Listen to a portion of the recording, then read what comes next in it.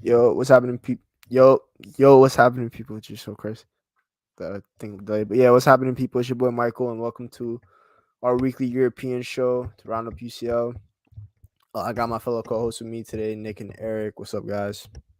What's going on, man? What's up, bro? Yes, sir. Yes, sir. All right, so today we're pretty much gonna go over what happened in the Champions League. We have a lot to unpack, some of the storylines around it, and then we'll get into Premier League because we have some news from that end as well. But no better place to start off than obviously what happened in Madrid on Wednesday night. Chaos, and as I said in the TikTok, which you guys should check out, Jorge Benito Pod on TikTok. It's in the history of Paris Saint Germain to choke, and like they've done in the last few years. And this one might have been even bigger than some of the other ones, except the Barcelona, of course. As Real Madrid beat them on the night 3-1, and all that action just happened in 15 minutes. So a quick recap of the game. We'll start from the beginning, actually. So in my opinion, I thought PSG had control the first half. They were just passing the ball around. Madrid kind of had the first 10 minutes of pressing, and then they went back into their shell. So what did you guys think about like the first half before we get into all the chaos of the second half? I thought it was rather interesting. I thought it was more of them trying to figure each other out. I thought particular players in the midfield from both sides were kind of poor. Like I thought Modric was poor. Uh, Verratti poor as always. Cruz didn't really play that well, and we'll get to that later of the substitution for Camavinga and how he changed the game. But Cruz wasn't playing that well either, and there were other performances that weren't really too well individually. I saw this little meme during the first half where it was a tactics board and it said Mbappe 1v1, in the middle it said LOL, and then Vinicius 1v1 in the other corner. So it was basically just them going back and forth until there's actually fluidity in the second half.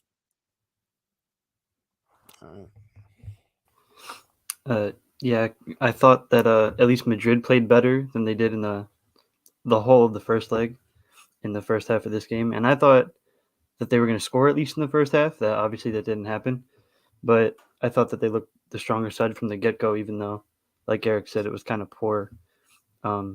But they definitely looked the better side for the first 45 minutes. Yeah.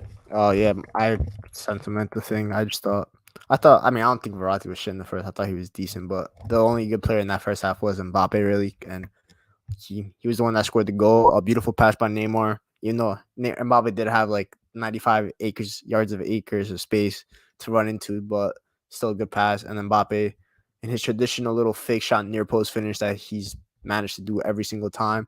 And funny enough, it usually happens on Alaba, which I know Nick loves. 2 times, 2 years. Guy is amazing.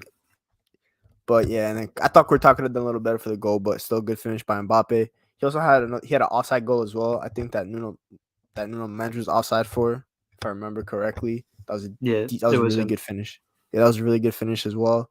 So yeah, Mbappe showed up. I mean, this was kind of like his not really audition per se because he's already pretty much going to Madrid, but kind of his big moment at the Bernabeu that he wanted to have before he joins Madrid and has many more moments, and he can't say that he filled on the night.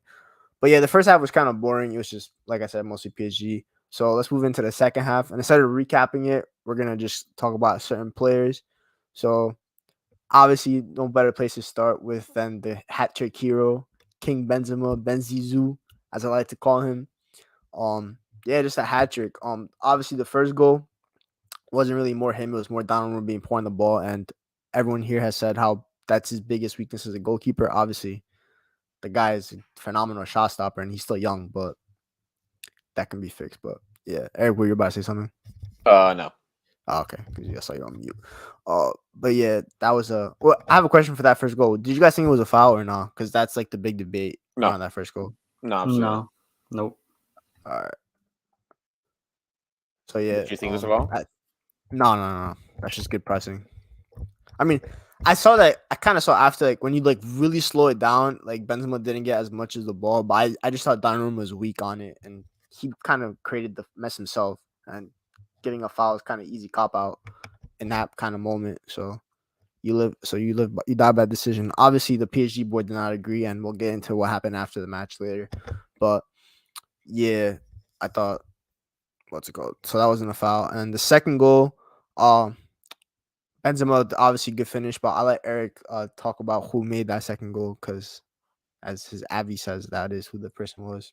Yeah, I mean, it's quite obvious at 36 years old, he's still the best or one of the best in the world, and in my opinion, the greatest of all time. I mean, it just shows how someone of his age can place at the top level for such a very, very long time. I mean, the interception, the dribbling through 1, 2, 3, 4, 5 players, and that phenomenal pass past Kimpembe's legs for Benzema's first goal, and then and when the pass went back to Modric, and then back through Kimpembe's legs again for that goal, it was absolutely phenomenal. I mean, finally, I mean, I've gone through a lot supporting him, especially in the first leg, with people saying again how Verratti had him in a chokehold and blah blah blah because this guy appears once every 3 months after an injury, or about all that stuff. Yeah, alleged injury. We'll get to those conspiracy theories maybe later,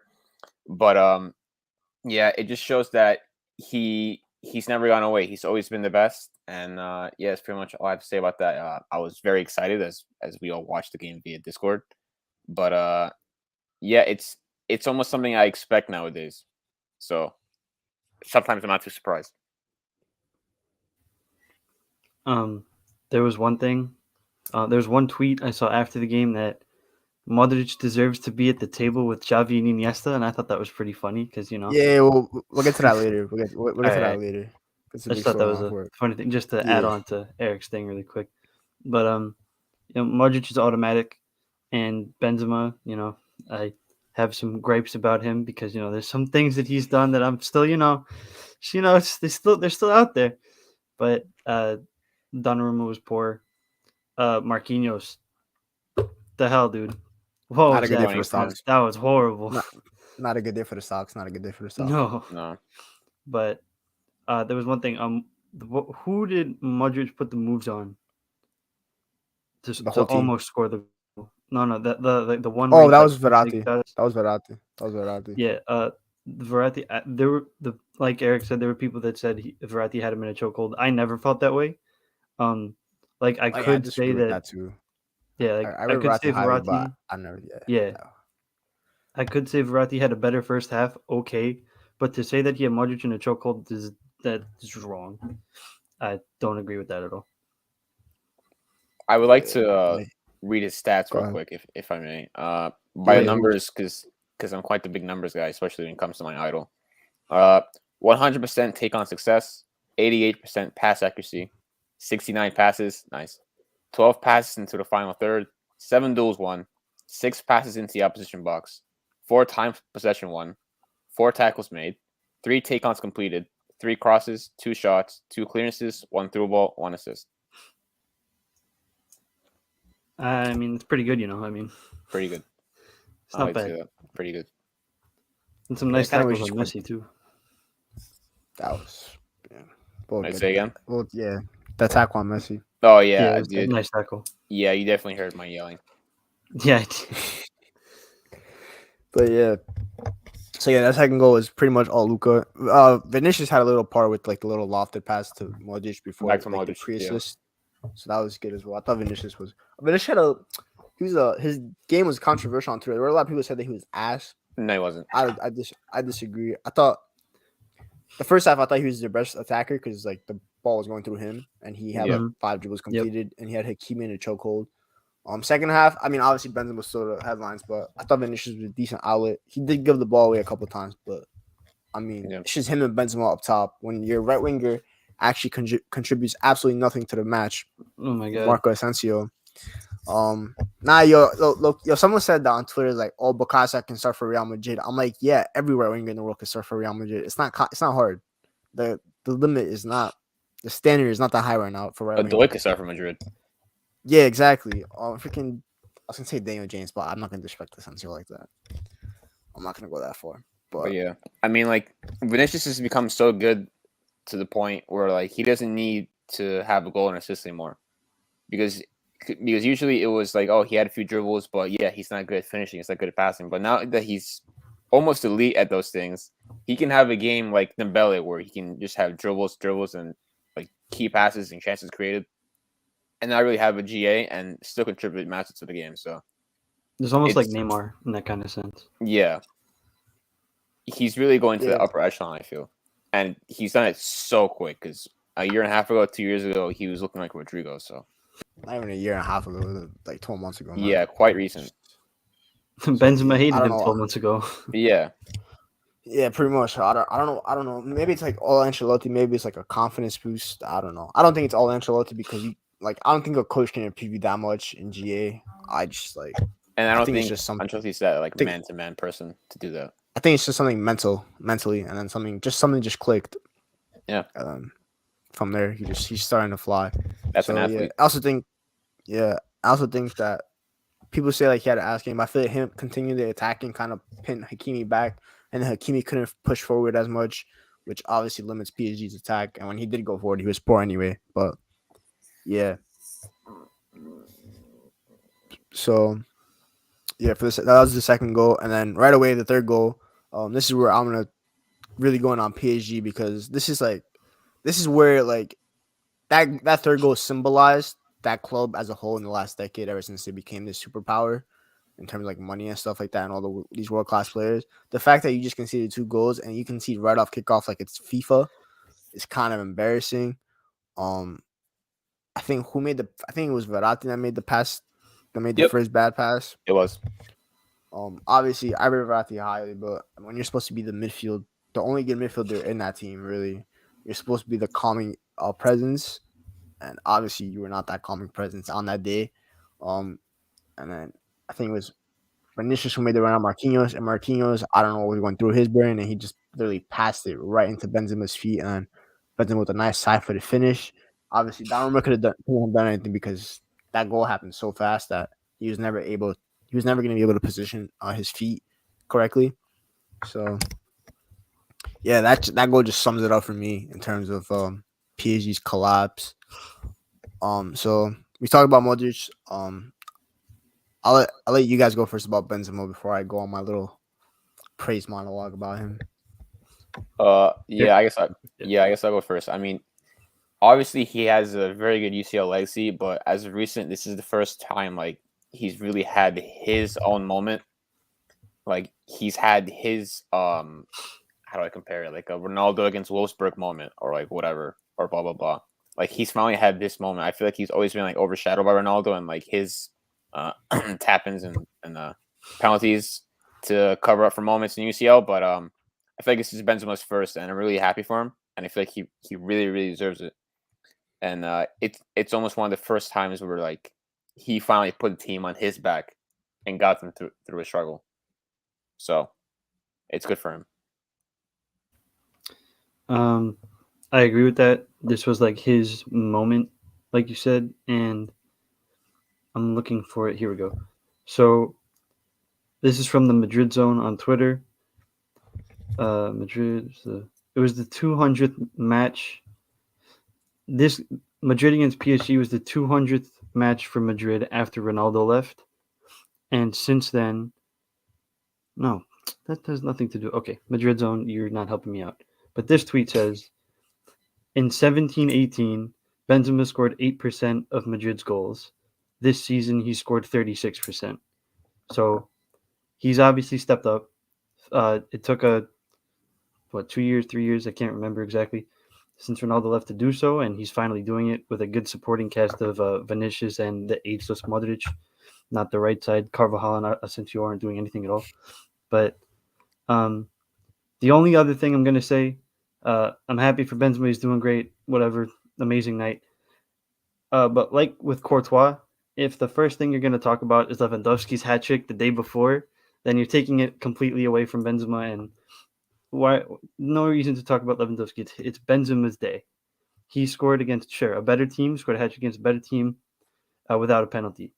That's great. You don't need to talk about Lewandowski to praise Benzema and how well he's played.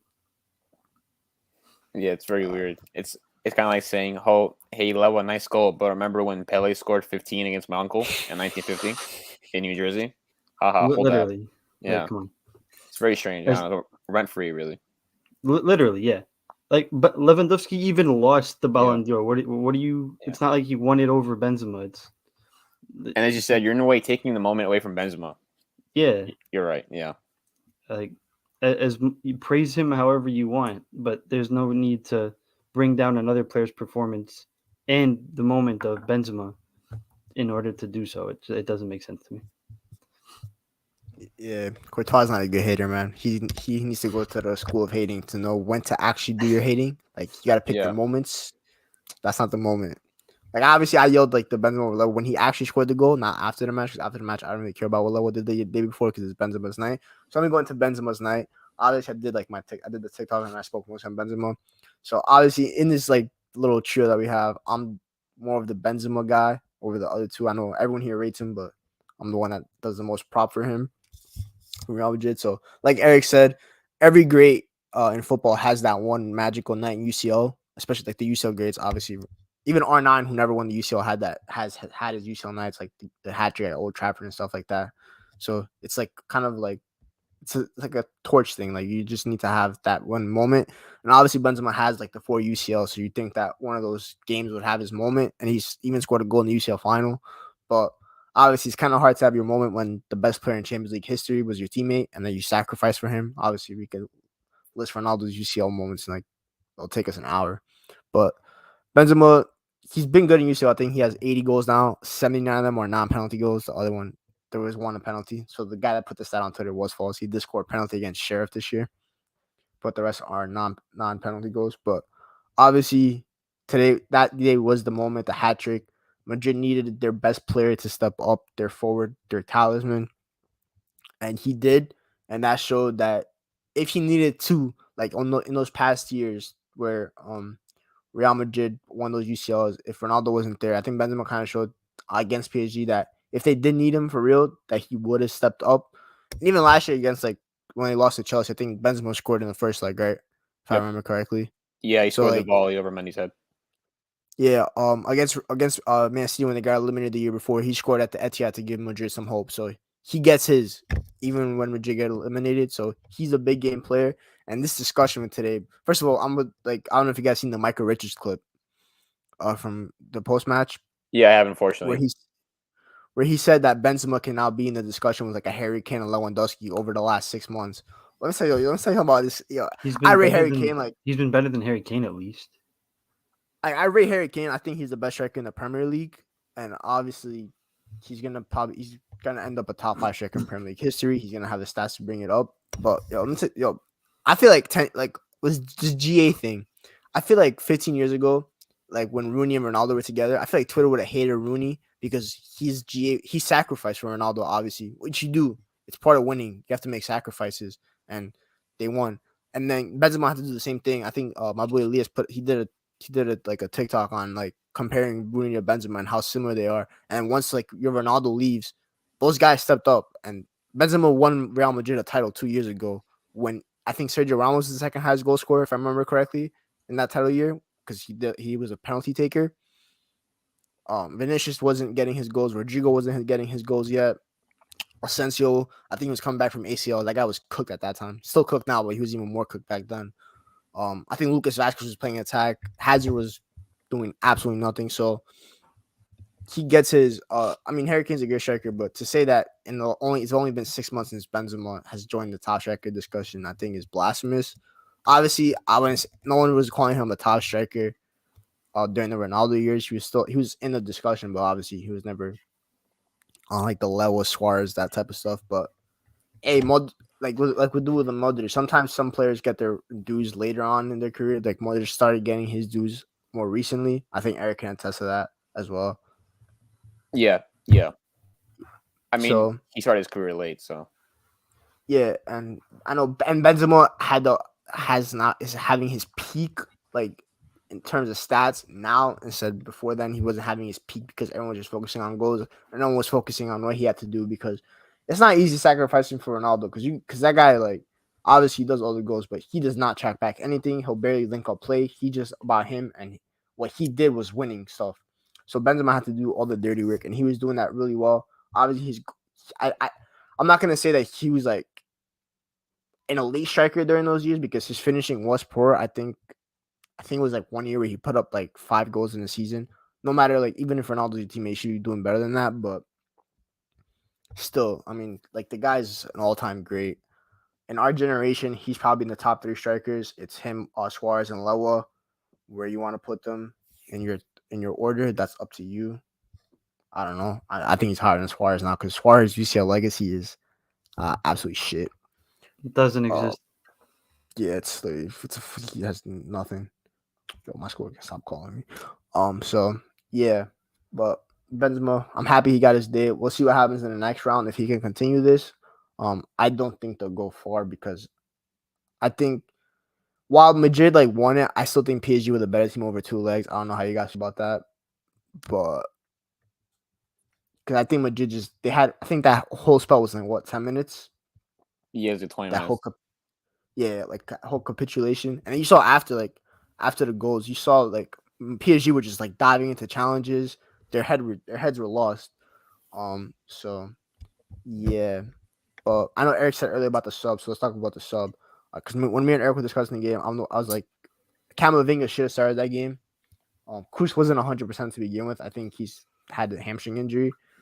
Yeah. But Ancelotti uses Cruz like he's a bar so man, because that guy played like 30 games in a row at some point this year.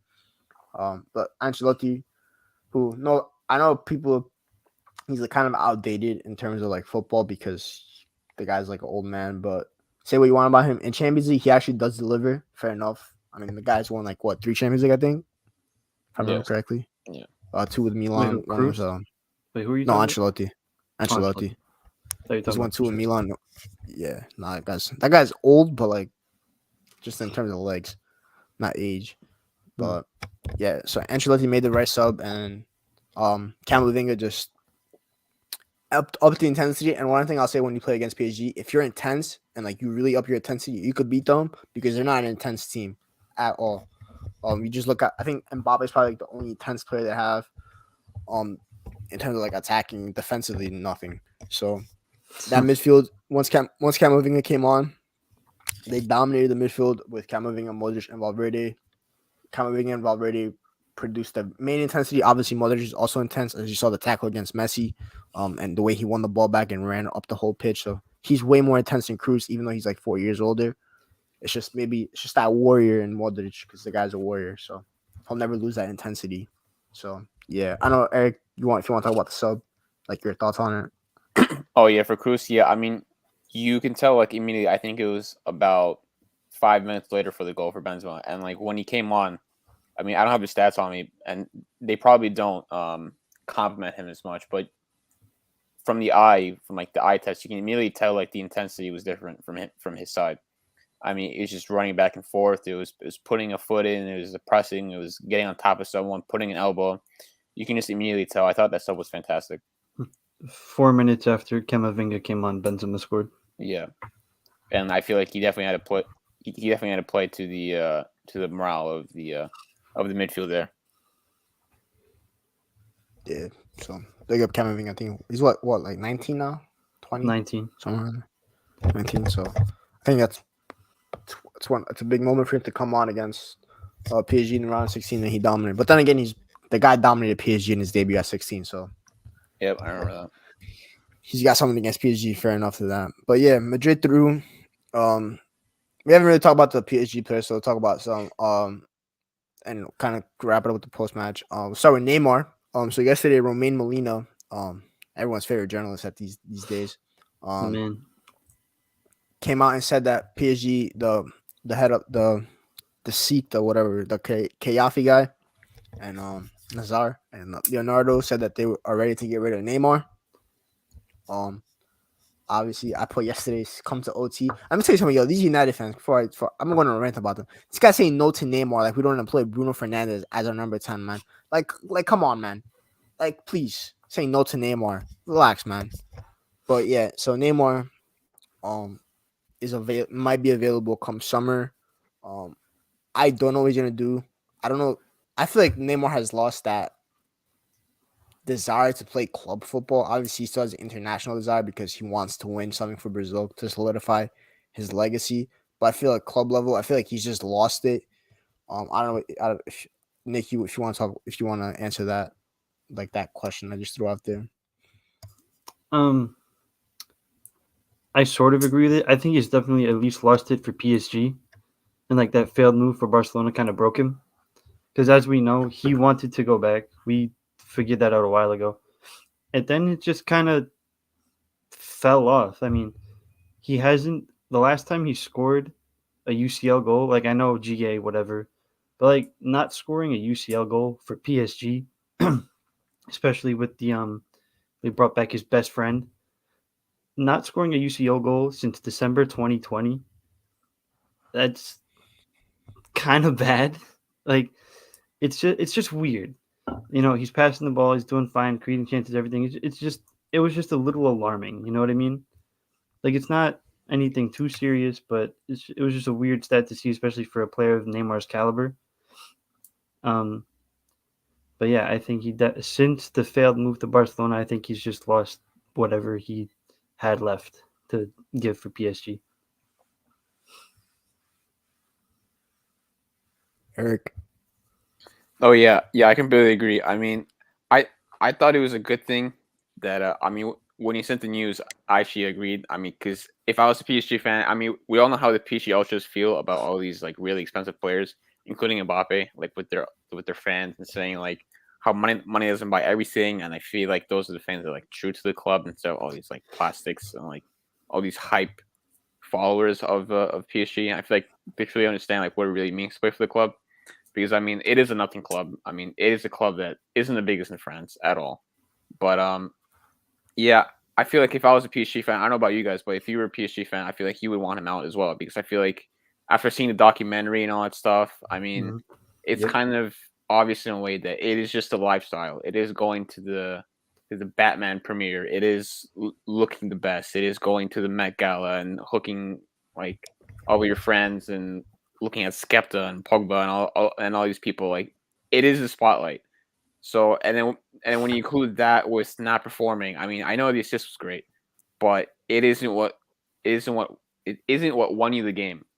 So I mean, with all the injuries and all this stuff like that, I feel like I would be pissed too, and I would want him out. So although the board did some questionable things in the locker room, I feel like this is one of the things that are justified.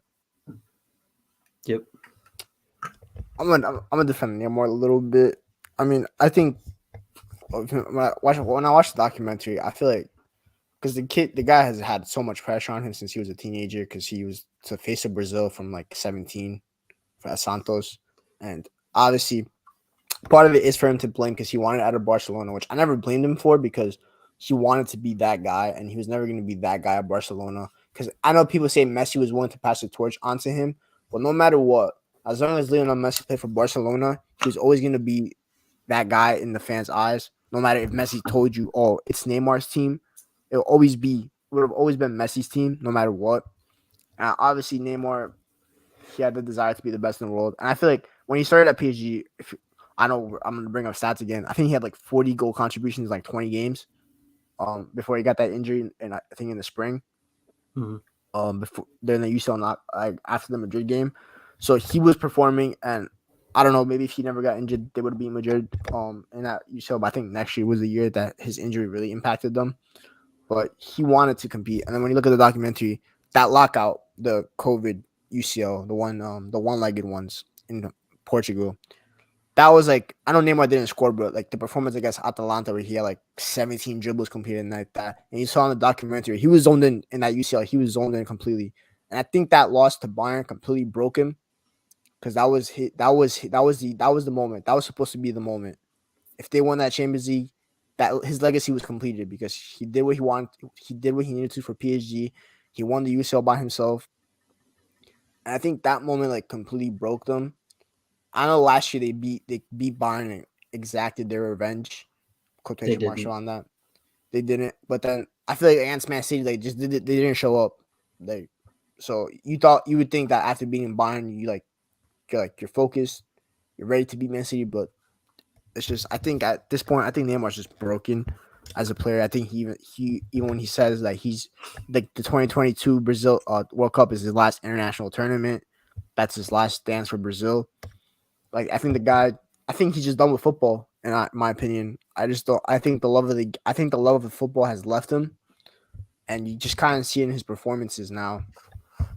And that's why I agree with why PSG want him out, because like, obviously if he doesn't have the love for the club and for the game, what's the point of keeping him? So I don't know what he'd want. I don't know if he can leave anywhere to find it again. Maybe I know he said he wants to go America. I think going this early would be an embarrassment in my opinion. Just go to like, I don't know, Barca want him back. I don't know, because I know Xavi's doing the rebuild right now. So do you really want to add Neymar into that rebuild? Yeah, why blow up everything? Yeah. Bro, that's Ferran Torres' team now. That stinks, man. But anyway, Neymar's gonna go to Seattle. yeah, but like when you look at the Prem, Come on, Seattle. when you look at the Oh, Prem, Neymar. who would buy him in the Prem that can even afford him? So we have City. Who I don't think Pep wants They him. just splashed on Grealish, so I mean, what's the point? United. If Ed Woodward were still in charge, maybe. I'm not gonna lie. If Ed Woodward were still in charge, it might be a possibility. But I don't think with Ralph and the new board, I don't think Neymar's an option. Because we're also going, like, similar to Barca, we're gonna be going through our own rebuild. You're like going through a retool, you guys. Yeah, like I wouldn't call it a full scale rebuild, but you know what I mean. Nah. It needs to be a full scale rebuild. Like, cut down the whole squad. Like, sell 20 players in the next 2 years. That's what. Oh yeah, I'm not saying you don't need it, but I think that's not what's gonna happen. Yeah, that's true. Fair enough. Chelsea, we'll discuss something soon about their. Yeah. So yeah, Liverpool can't afford anyone because they're not gonna be able to afford Neymar's wages. They don't want to pay Salah, and Salah's. I might hate that I'm gonna say this, but as of right now, Salah is a better player. So, and they obviously they're not willing to, bro. If they're not willing to pay Salah his wages, and I think his agent left today because something happened again where like it broke up with the negotiations. So yeah, when you look at the Bundesliga, Bayern can't afford Nick right now, so let alone Neymar. Nope. If I played for free, they'd still say no. Yeah, and that's not because I'm a 21-year-old from America. It's because they wouldn't pay me. Yeah, and then Serie A, I don't think Nedved can cook the books enough to get Neymar in. I don't know, Eric. Do you think Nedved can cook the books enough? He can cook something else I won't say on the podcast, but. But yeah, so I don't know what happened with Neymar. Yo, maybe you know what? Maybe he goes back to Brazil. Maybe going back to Brazil and playing for like your boyhood club in Santos. Maybe that will help him find the love again. Who knows? But yeah. But what do you guys feel about the owners deciding to like scapegoat Neymar over like Messi? Because Neymar is obviously the younger player. I say Neymar. No, but I know we say Neymar doesn't care for the club, but I think he cares more for the club than Messi does. Messi has no affiliation with PSG. Yeah, but I mean, PSG should have known that. Yeah, I know they should. But I mean, it's not like they should have known. Like it's if they knew things, they probably would have won the UCL by now. So that club has no knowledge of how to win anything other than winning Ligue 1s. So I don't know. It's probably. I mean, I kind of feel like I think they should just let Neymar go back to Barca in 2019. But yeah, I don't know. I don't know what happened with that club, because if Neymar leaves, Mbappe's already leaving. That's a done deal. I think just that game on Wednesday, if there was like a 1% hope, that's over. That's dashed. So Neymar, do they go in for like a Haaland in the summer? Maybe then. I don't think so. But we haven't even heard any links of that. So who knows? I mean, yeah, we haven't heard anything about rumors with PSG. Like, we know who's leaving, and we know they have all the money in the world to sign whoever they want. But I'm not gonna lie, man. If I'm a big player, I know PSG got all the money, but if you're a big player, would you really want to go to PSG right now? No. Oh no. Looking at what's going on upstairs, because that club is broke. I know. I say my club's broken. I know Nick says his club's broken. That club, bro. What happens in our clubs is nothing compared to that. What goes on upstairs at PSG is unethical. That's the word I'm gonna say. I'm just gonna say unethical. There's a lot more I could say, but I'm just gonna say unethical. Especially what we saw what happened post match. That club is just a whole mess. And if I'm any top player, I'm willing to leave. And this is to you, Paul Pogba, by the way, because that's the club that's looking to sign. I don't know why you'd want to go there right now. I forgot about that. So that club is just completely broken from the top. I know Eric said about like the real fans want the academy, and when you look at PSG's academy, I know we're all gonna say Xavi Simons. That's the only player we really know from the academy. But from some of the people that I talked to that are like more into youth football, they say PSG has one of the best academies in football. We even saw, and then Kunku came through that academy, but they dashed them away the moment because they saw some other big shiny signing, and I think that's the difference between PSG and Man City. You know, they're both rich clubs and everything, but what Man City have is structure. PSG don't have structure. Man City when it comes to football have a limit where they'll like say no to you. PSG don't have a limit. They'll do whatever. They'll throw 100 million. They'll throw a million a week at someone. Man City, I think the highest earner is KDB at like 400K a week, which is far less money. So I think that's the difference between the two clubs. And Man City, you look at them now. You've seen the academy, the Fodens, the Cole Palmers, the James McAtees. They'll use them. Other than Xavi Simons, can anyone tell me what PSG Youth Academy product they've used before? Absolutely not. No, unless they're like the little ones that have gone to Chelsea and Bayern. I can't name one. Yeah, literally. Yeah, they either play like one or two games. Yeah, at most. So yeah, so no, that's pretty much it on PSG. That club is they're gonna win the league on, but I don't think they'll ever win UCL. Until they change something. I don't know if they'll ever change something, but yeah. So other UCL games. I mean, we're not gonna talk about them that much because they kind of lacked a lot more storylines. And we'll go to Bayern, who won 7-1 against Salzburg. So congrats on progressing. Yeah, the only storyline I know from that game is Lewandowski scored a hat trick. Or was it more goals? I don't know. Yeah, Neuer returned. Nick, I'm sure Nick was happy to see his captain back in goal. I love seeing Muller and Levo with the armbands, but having the greatest goalkeeper of all time, in my opinion, wear the armband in gold, replacing Sven Ulreich, it means a lot. God, that dude stinks. So yeah, that's all I can say from that game. Really, what else is just advanced? Not a whole lot. Yeah. The other game that day, Liverpool Inter, that had a little more storylines. Inter won on the day, but Liverpool advanced. I thought Liverpool fans are gonna say, but we won over 2 legs at XG, yada yada yada. I thought Inter outplayed them over 2 legs, especially in the first leg. They dominated most of that match, and in the second leg, until Alexis Sanchez got a red card, which I don't. Have you guys seen like the play? Moron, bro. Yeah, it wasn't a red. That definitely was not a red. He got the ball first, so I think who was the ref? Lajos, that Mathieu Lajos guy. Yeah, he lost making stuff up by himself. So good for him. He made it again by himself, and I thought Inter did good. They fought their hearts out. Locado scored a good goal after I called him a fraud 5 minutes earlier, so fair enough. I always have him singing, but yeah. Liverpool are through, but they maybe look a little weaker. I don't know, but maybe I also think that the fact that they were 2-0 up, they were more comfortable. That's why they didn't really go all out. I don't know if you guys agree with that. Yeah, I somewhat agree. Yeah. Yeah, so yeah, they're through to the quarterfinals, unfortunately. And then the other game, City Sporting. I don't know what the score of that game was. I don't care what the score of that game was. It was 0-0. Okay, good for Sporting. You didn't lose 10-0 on aggregate. So yeah, I don't really care about that game. So yeah, the 4 teams through are Bayern, Liverpool, City, and Madrid. The other 4 will be decided next week. Yay. United, don't let me down, please. I beg, man. Please, man. Just get past Atleti, and you can get kicked. You can get your ass kicked by Liverpool. Yo, I'm telling you right now. I have a feeling if we do go through, I think we're playing Liverpool in the quarterfinals, and I'm gonna cry because I think we're playing Madrid. How are you gonna lose that? How are you gonna lose this time? Someone put up a poll for that. There was VAR room explosion, Upa injures Neuer, Upa own goal, and something else I can't remember. Interesting. Eric, if VAR Chelsea room explosion, that's happened already. If Chelsea go through, who do you think you'll play? I honestly think it's gonna be Ajax.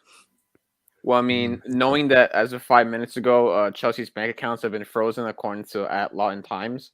I Yeah, that's don't what I think told. we're Yeah. gonna have enough money to even go there. So I think they might have to walk. I have a question with that though. Can't players just like rent their own private jet? Maybe. I think so. Yeah, I Because it's their think own it's just the money. owner Wait, can't buy hold it. up. If I their think so. finances are frozen, are players getting paid their wages? That's what I don't think they are. No. They're getting I mean, I they can I mean, I still know they have their receive money. payments from I mean, I know they don't really the need wages UEFA. because they're rich, but Yeah, like they're still Chelsea's still getting money. They just can't use it. So I don't know how it works. Maybe it's just until they're sold, probably. which is But pretty much a great transition. So that's pretty much it on UCL. Let's go into the Premier League. Chelsea. Let's start off with the financial stuff. So yes, I think was it yesterday or was it Tuesday? within the Either last or. 2 days, Within the last 2 days, Boris Johnson has decided to, well, the whole British government really decided to sanction Russian oligarchs, and obviously Chelsea's current owner is because he hasn't sold the club yet is a Russian oligarch and Roman Abramovich, and the club is pretty much anything they could do is frozen. They can't pay anyone. They can't sell. They can't sign anyone, but that's not for another 2 months. So I think that it was said that the sanctions will be reviewed in May, which is obviously when the season's over. And oh, Chelsea here we will go. I got it. find out more. Yeah, go ahead. From the Athletic article, who is it by? Matt Slater posted a few hours ago. The 3-page document is a list of exemptions from the rules governing frozen assets, and it should enable Chelsea to complete their fixtures this season. Bills and wages can be paid. Season ticket holders can attend games, and there's a modest travel budget to get the team to and from matches. Fair. So that's that. They'll play their games. Obviously the sponsors have decided to pull out that three Thank God. thing. Yeah, yo, honestly, that might be a blessing in disguise. You know, 'cause that thing was ugly anyway. So you know Yep. what? Fair enough. And then I think Nike earlier today that was rumored that they might pull out of the Yeah. sponsorship. Thank God. I saw that. Where is that? Keep designing Athletic, ugly yeah. kits. No thanks. We'll So wear Chelsea will those. be playing random blue shirts. We'll wear those blue pitties. What they call it in high school? Those like little Pennies? Is it yeah, pennies? pennies. Yeah, Oh. we'll wear those. Who cares? Yo, honestly, when you look at kits, they're even better without sponsors. I think West Ham played yesterday without a sponsor because of some Oh, wait. betting thing. This got Yeah. updated 3 minutes ago. So the Athletic again. Shout out the Athletic. Actually, nah, no shout out. No free sponsors, right? True. Nike to maintain Chelsea kit sponsorship deal amid Abramovich sanctions. Oh, From Adam Crafton, updated 12:49 p.m. I hate Hope that we guy. have more ugly kits. I hate that guy. Yeah, Nike remains committed to its partnership with Chelsea. 3, as we said, that it's suspending its deal. They should focus on their telephone landlines. Apparently, 3 is really bad in the UK, so they should focus on that rather than making horrible logos for our shirts. Thanks. That Nike sentence was the only thing it really talked about. So Yeah, obviously, short term, I don't know what happened. I know Tuchel said that it's a day by day thing, but looking forward to the summer. Just as a hypothetical, Eric, since you're obviously the Chelsea fan, how much of an impact do you think these sanctions will have on your summer? Really If big. But I mean, huge. I think we're just fine with the team we have. It's just we need to get some players out of our club rather than in. I mean, And Aspie's leaving. yeah, well, I mean, those are already set. But I feel like Yeah. with the few players that we can probably get back on loan, I think we should be fine. A center back is obviously ideal since we're losing 2, but 3, because if you can't extend Rudiger now. that's true. Shit. Well, I don't really know, but I mean, like, I feel like, listen, man, whatever Tuchel says, like, I'm behind him. I don't know. Yeah. I mean, like, he just says everything correct. Like, whatever he says goes.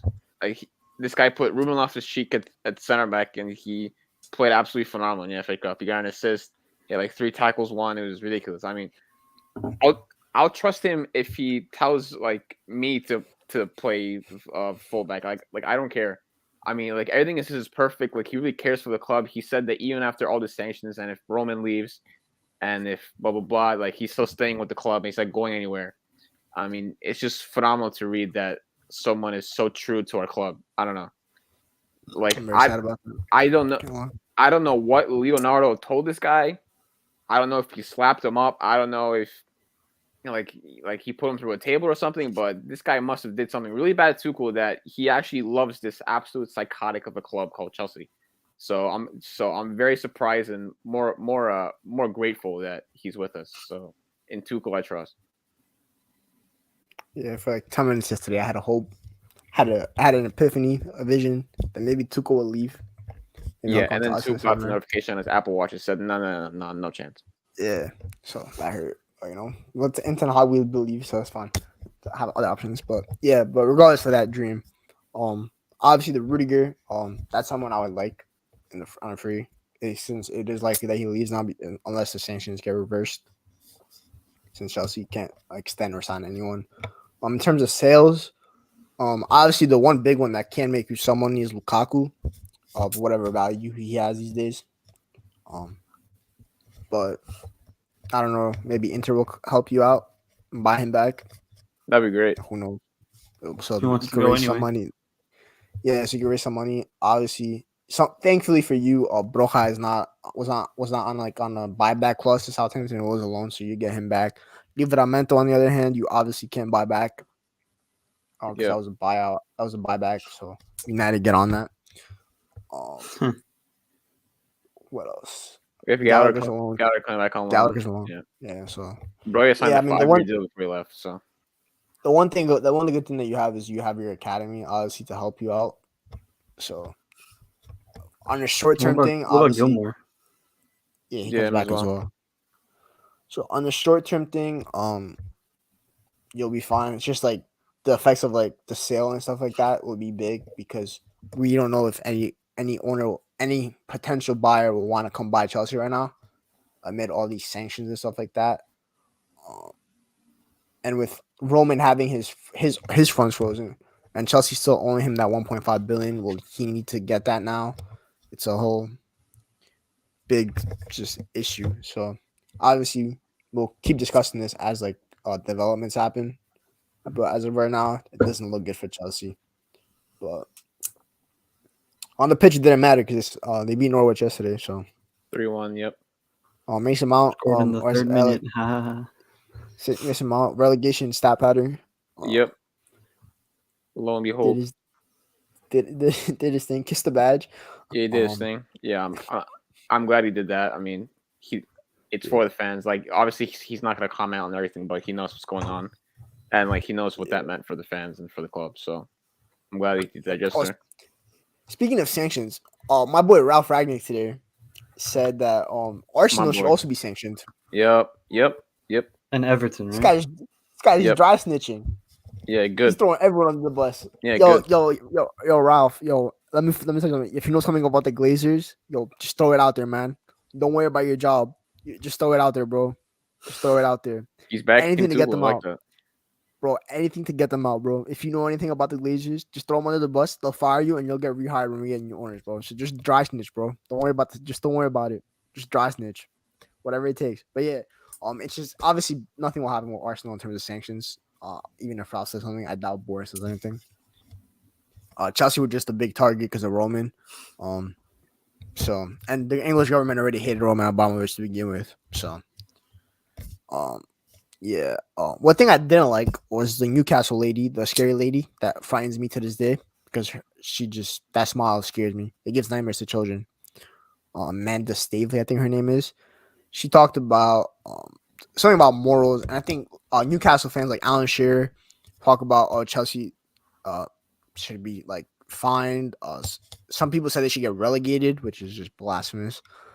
Let me tell you something about Alan Shearer. You're not gonna watch this, but do you know who your owners are? Criminal search. Do you know who? Do you know who your owners are? Criminal Same thing with search. City fans. Do you know who your owners are and what the Saudi Arabians have done in the Middle East?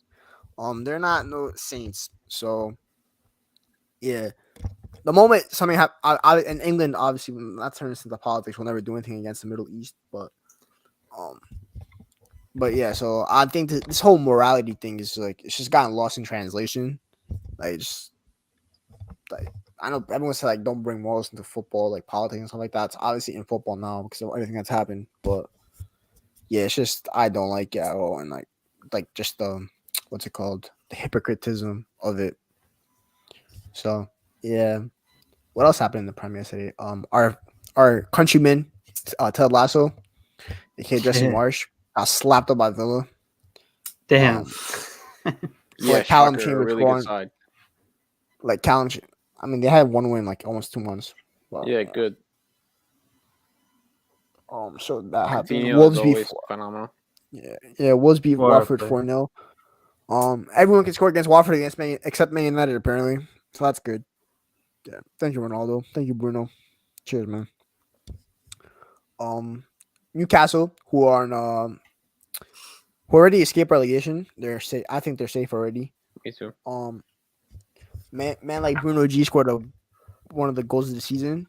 If everyone knows me. I know how much I rate Bruno G. I try to speak him into United in existence. United did not agree with me. They probably they didn't see my tweets. If they did see my tweets, they'd probably be a better club right now. But I digress. Yeah, bro. So yeah, Yeah, sure. that was his first start. They would be a better team if they read my tweets. Yeah, That's I'm just a agreeing. fact. Yeah, I'm agreeing. Yeah. Oh, thank you. I thought that was You're right. sarcasm. No, totally not. Yeah, that's sarcasm right there. Thank you. But yeah, he scored. I don't know who else scored, but yeah, they won 2-1. They played Chelsea on the weekend. Eric, any like fears of dropping points to them? Yeah, draw. So yeah, Eddie Howe is actually a good manager. Fair enough. He won. I told you. Fair enough. I swear you hated him. Yeah, because he beat us because he was a good manager. Oh, fair enough. I didn't hate someone because they're bad. I mean, I would have loved him because he would not have beat us 4-0 every year. True. But yeah, so they won. There was like another game. I just can't think of it. Let me see. Oh, my phone.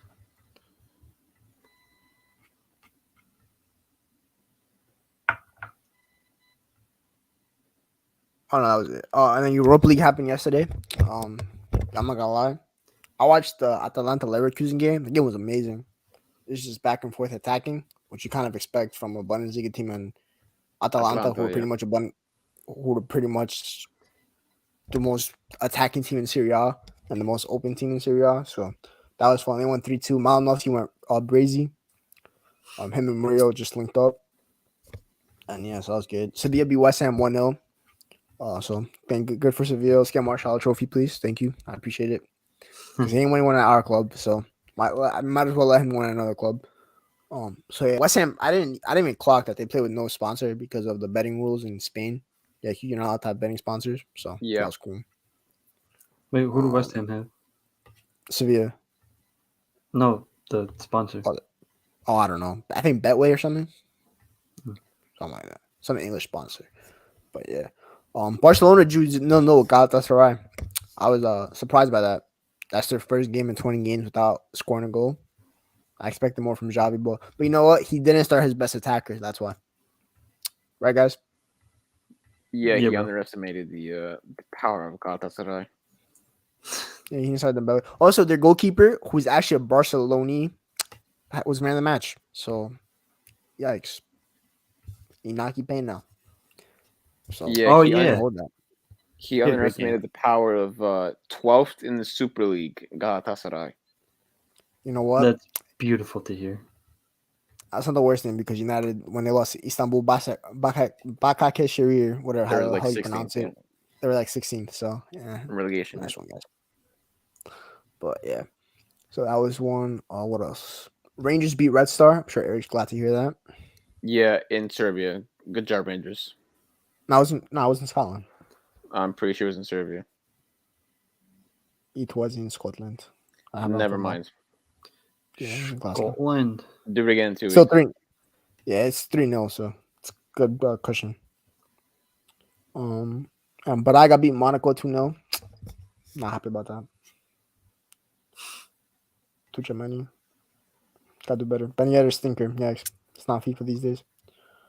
Conference League. Not that really anyone cares about it, but Balk won. Not happy about that. Feyenoord won. Slavia Prague. Roman won 1-0. Man, like I was gonna say, man, like Tammy Abraham scored, but he didn't. Sergio Oliveira scored. Leicester 2-0 over Rennes. Marseille 2-1. Milik, who I didn't even know played for Marseille, scored the Yep. brace. And PSV played Copenhagen, Eric's favorite Danish club. Oh hell yeah. 4-4 game, so that was a thriller. Which I like. Yeah. Unfortunately, I couldn't catch it. I was in class. Yeah. Unfortunately, I wasn't in class and I still didn't catch it because I'm not watching Conference League. But yeah, so there's that. I think that was pretty much it for football. Oh, and then Wednesday there were a couple of Europa League games. Lyon played Porto. Man, like Paqueta, the best Brazilian player in the world, scored. And Frankfurt beat Betis 2-1. United had scouts at that Lyon game. And let me tell you something about this club. Went to go scout Moussa Dembele. You go to Lyon and you scout Moussa Dembele when Maxence Coqueret is right there. Lucas Paqueta is right there. The right back, is it Gusto, I think, is right there. And you go scout Moussa Dembele. The guy stinks. No offense to him. It's good, Like, bro. Trust. No, he's not. If this club goes to League On and scout strikers and come back to me with Moussa Dembele instead of Amin Guidi, I'm going to lose my mind. So, yeah. So that's that on there. And then, obviously you guys haven't had a reaction from me about the Manchester Derby. Sancho scored. That's all that mattered to me. And I got a cold pick from it. So that's bigger than 3 points, in my opinion. So there's that. I don't care that Man City plays off the park. So heading into the weekend, the big game is obviously United Spurs on tomorrow. Me and Eric will be somewhere to watch that. We're going to a studio in Brooklyn, and we may potentially, allegedly, I'm gonna emphasize the allegedly there would be Ian Wright and Michael Carrick there. Allegedly,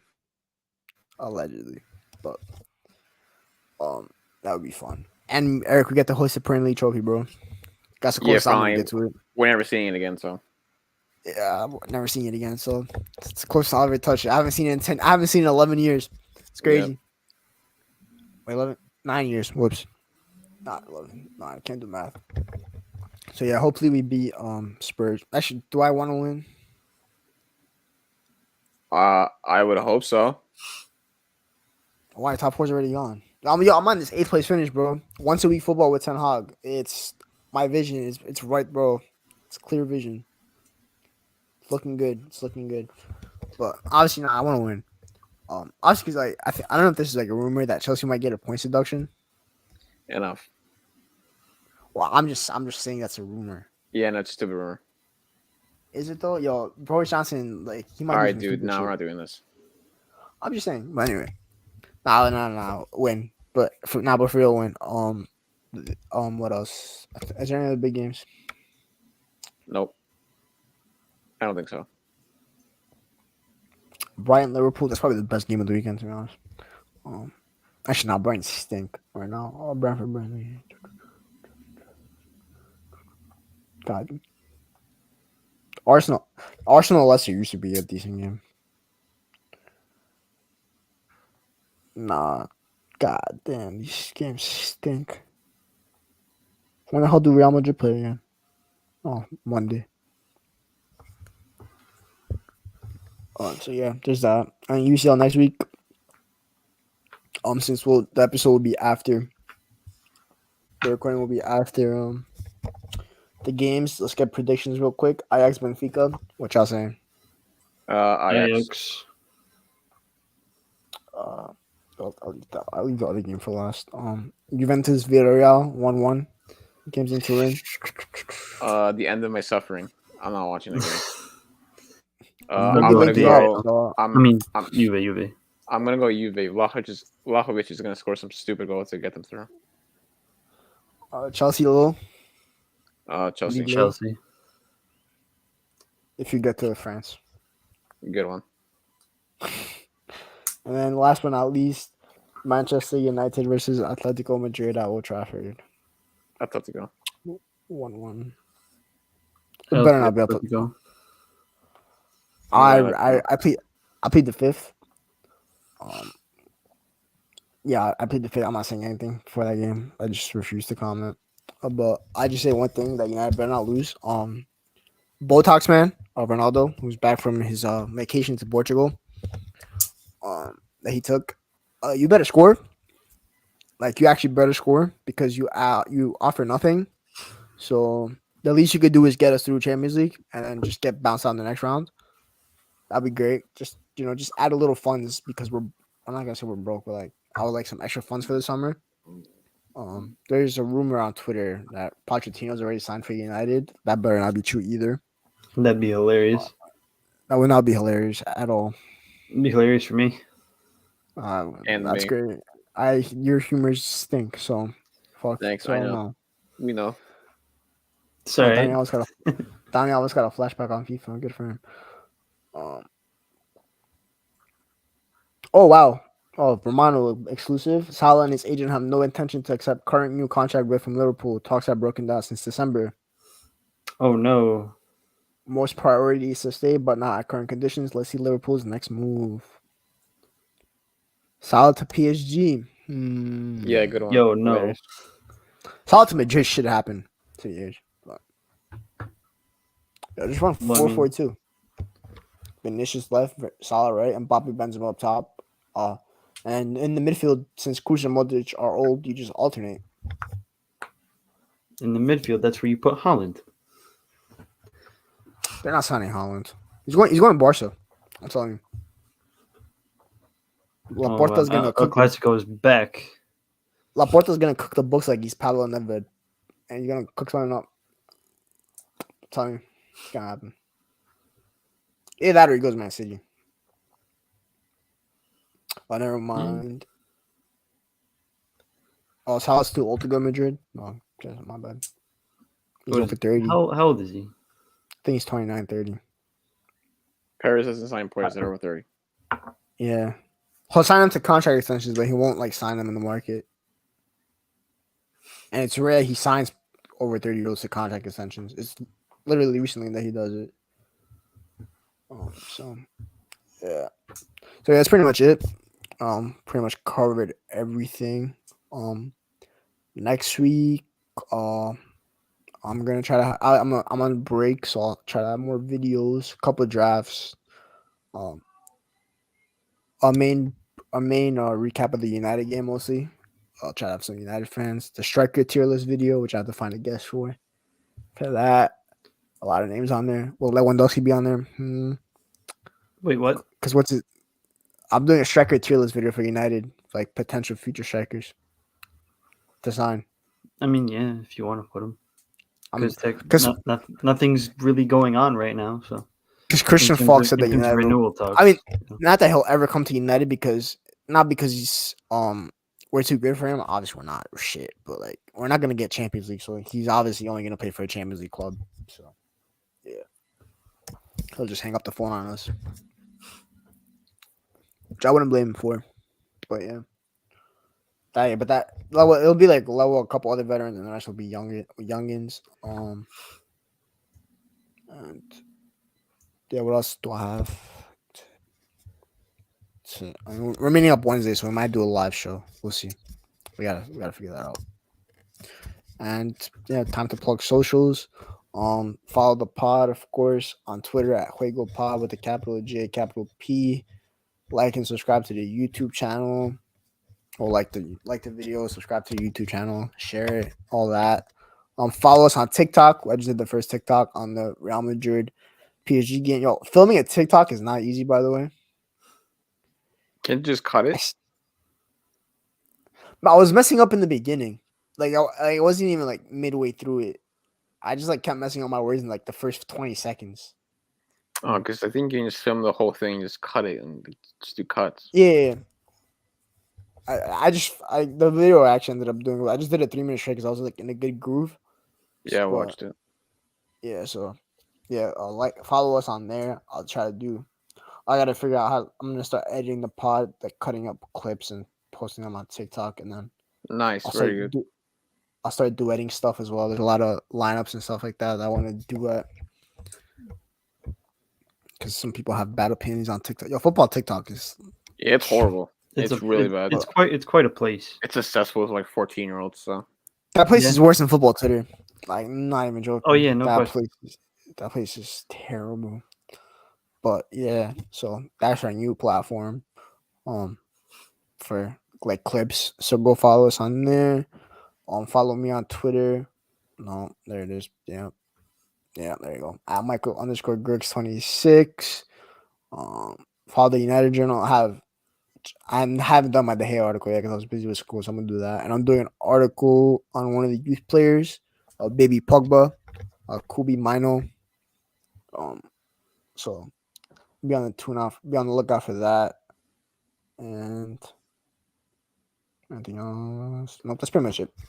So yeah, like, share, subscribe, and that's pretty much it. I'll catch you guys next week, and peace. take it easy. Peace.